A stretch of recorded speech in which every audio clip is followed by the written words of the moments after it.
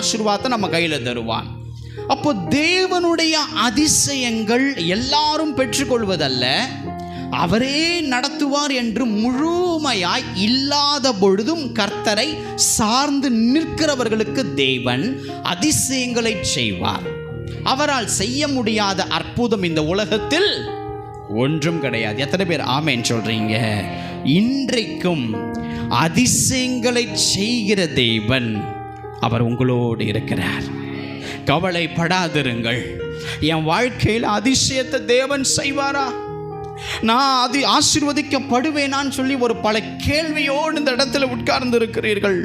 தேவன் உங்களுக்கு இன்றைக்கு ஆசீர்வதித்து அவர் சொல்லுகிறார், அவருடைய அதிசயங்களை நீங்கள் காணும்படியாகவும் கிருபை செய்ய போகிறார். உங்கள் வாழ்க்கையிலே நீங்கள் இன்றைக்கு ஆசீர்வதிக்கப்படுவீர்கள். அந்த அவருடைய அதிசயங்களை